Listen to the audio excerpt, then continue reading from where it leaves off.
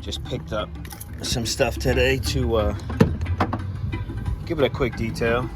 Got the chemical guy's bag. This just sits in the trunk, always ready to go. Pretty cool.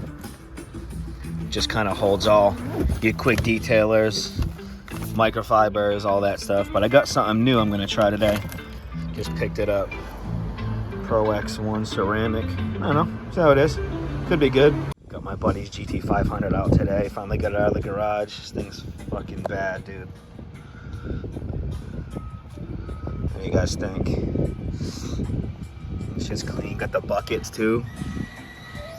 The Super Snake buckets. That shit's sick, dude.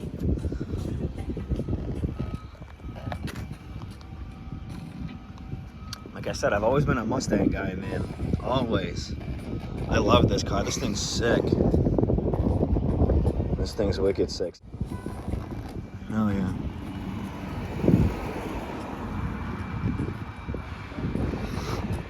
Yeah. This summer we'll be doing all the cars and coffee events. We'll get to all the car shows. Show all these beauties off and get to hang out and get the car community together. Man, this bitch is clean.